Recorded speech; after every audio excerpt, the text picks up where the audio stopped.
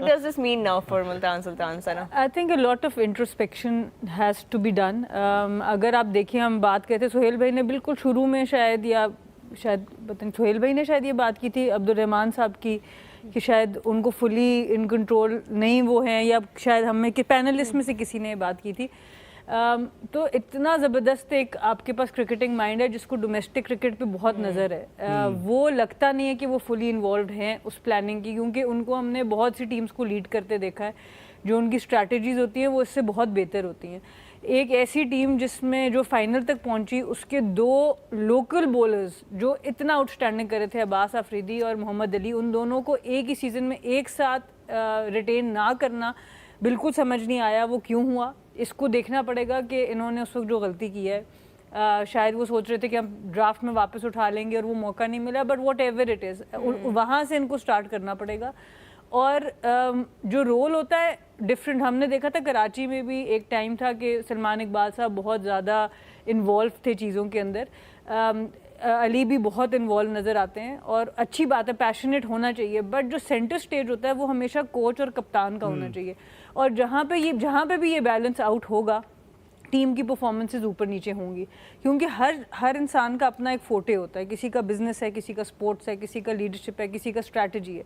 तो ये बड़ा इनको अब देखना होगा going forward, if this whole leadership and management continues, कि किसका क्या रोल होना चाहिए और किस रोल में बेहतर परफॉर्मेंसेज आ रही थी। तो आई थिंक इस बहुत सी इंट्रोस्पेक्शन करनी पड़ेगी मुल्तान सुल्तान को, बिकॉज ये ऐसी फ्रेंचाइज है, एक्चुअली में दुख हो रहा है कि ये अब PSL की दौड़ से ऑलमोस्ट इस साल के लिए बाहर हो रहे हैं, because you don't want to see कि मुल्तान सुल्तान ये reliable, one of the most reliable teams in the tournament रही है, जिसका आपको पता है कि टॉप 4 में जाना है, वो सबसे पहली टीम बन जाए जो बाहर जा रही है। So it's a huge difference of performance from last 4-5 season. So I think a lot of introspection has to be done, whatever जो चीज़ें रही हैं। मैं आपकी तरफ लेके आऊँगा कि when is the right time के जो मैनेजमेंट है किसी भी फ्रेंचाइज की, वो इस चीज़ को समझ पाए कि ये कॉम्बिनेशन अब इससे ज़्यादा वर्क नहीं कर पाएगी। जैसे समटाइम्स एक टीम फ्रेंचाइज क्रिकेट में अच्छे लंबे अरसे तक परफॉर्म कर रही होती है, जैसे कोयटा ने सरफराज के अंडर बहुत अच्छा परफॉर्म किया, मुल्तान जो है वो रिजवान के अंडर बहुत अच्छा।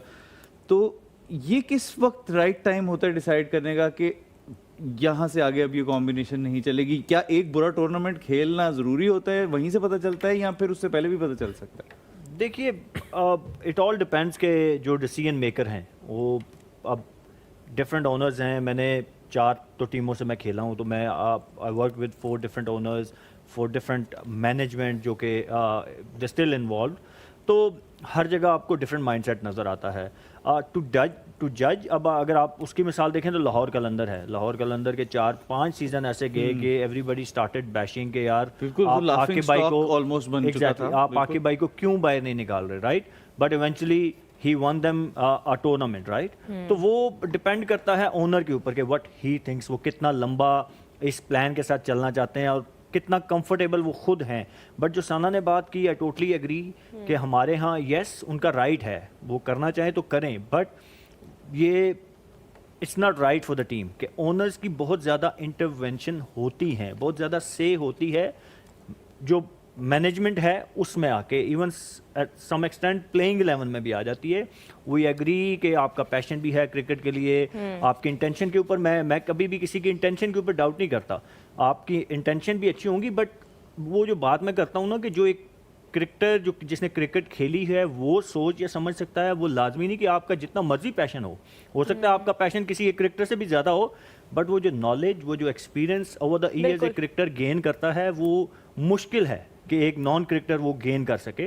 तो कहीं ना कहीं वो एक लाइन आपको ड्रॉ करनी पड़ती है कि कहाँ मैं जा सकता हूँ एज ए ओनर और कहाँ मुझे चीज़ें जिनको मैंने हायर किया ना, अगर मैं ओनर हूँ, मैं कोच लेके आता हूँ, मैं किसी को कैप्टन अपॉइंट करता हूँ, तो वो मेरे हैं ना, I need to trust them, I need to let them make decisions, वो जो क्रिकेटिंग डिसीजन है। बाकी yes you are the boss, you running the show, we all agreed, but कहीं ना कहीं आपको लाइन ड्रॉ करनी होती है। आपको लगता है कि ये ड्राफ्ट वाले टाइम से डिसीजन मेकिंग में थोड़ा देखिए ड्राफ्ट एम्बिग्विटी रही है कि कौन क्या में भी ऑब्वियसली आप देखें तो कोचेस बहुत से ऐसी फ्रेंचाइजीज थी जिनके डायरेक्टर्स परफॉर्मेंस जो थे या कोचेस थे वो सिलेक्ट कर रहे थे, बहुत से ओनर्स खुद उसमें इंटरेस्ट लेते हैं, बट वो तो चलें, एक और चीज़ है, वो भी बड़ा इंपॉर्टेंट मरहला है, बट मेरे लिए सबसे ज़्यादा, क्योंकि मैं खुद कप्तान रही हूँ, मैं खुद प्लेयर रही हूँ, सबसे ज़्यादा मुझे जो लगता है जो एक डिस्टर्बिंग फैक्टर हो सकता है और शायद लोग समझ नहीं पाते, वो ये है कि जिस वक्त आप ग्राउंड में उतर रहे होते हैं, उस टाइम की जो पेप टॉक है वो सिर्फ कप्तान और कोच या सीनियर प्लेयर से हो सकती है। जब आपको कोई कैप आप किसी को प्रेजेंट कर रहे हैं, जब आप टीम स्ट्रैटेजी ग्राउंड में बता रहे हैं, या ग्राउंड के फौरन बाद जो मीटिंग हो रही है, that has to happen within the core team. उसके अंदर बाहर, चाहे वो ओनर हो, चाहे वो मैनेजमेंट का कितना सीनियर इंसान हो, वो पीसीबी के चेयरमैन हो, ये जब लोग इन्वॉल्व हो जाते हैं, आपको अंदाज़ा नहीं है कि प्लेयर्स कितने प्रेशर में आ जाते हैं। जो अच्छा परफॉर्म कर रहा होता है वो भी प्रेशर में आता है, तो वो जो एक थोड़ा सा फिल्टर और बफर होता है वो होना ज़रूरी है वहाँ पर, for players to have that peace of mind, for players to have that absolutely, and as a captain you have that experience कि आपने ये बात की, I think it's spot on. With that Khurram Shahzad पे वापस आना चाहेंगे। इतना ज़बरदस्त bowling performance, man of the match, उनकी विकेट्स भी दिखाएंगे और उसमें ही आप दोनों से ही साथ साथ उनके बारे में मज़ीद थोड़ा जानना चाहेंगे कि आप दोनों कहाँ देखते हैं उनको, कैसा and he is been around for a while now, Khurram Shahzad also. अभी तक आप सुहेल इम्प्रेस्ड है with the journey that he has had as a bowler? Yes, क्योंकि मैंने तो उनकी जर्नी को विटनेस किया है from the day one.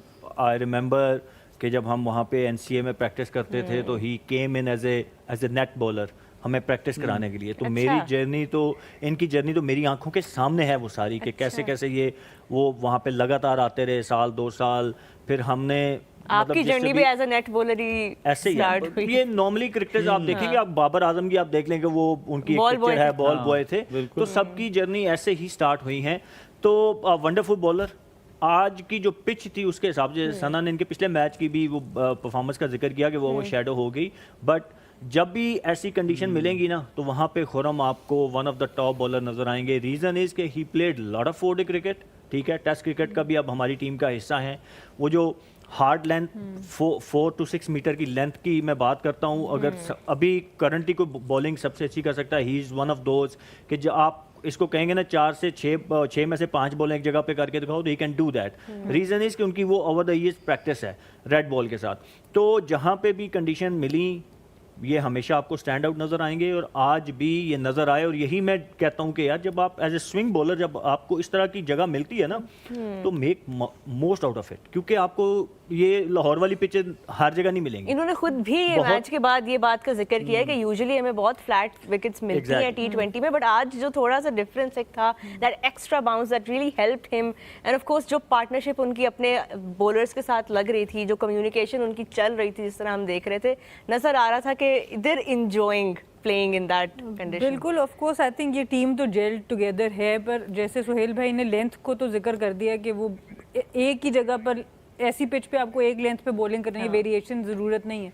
But अच्छी चीज़ ये है कि विकेट नहीं छोड़ते, he makes the batter play.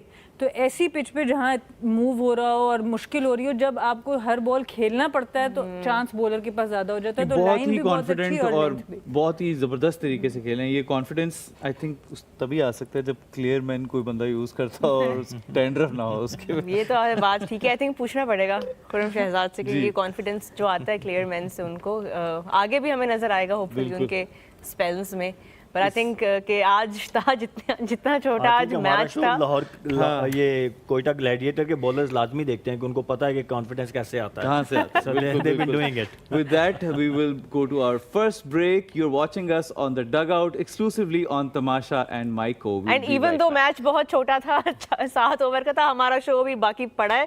Please आप लोगों ने ऑफ नहीं करना, हम वापस आ रहे हैं, डोंट गो एनीवेयर।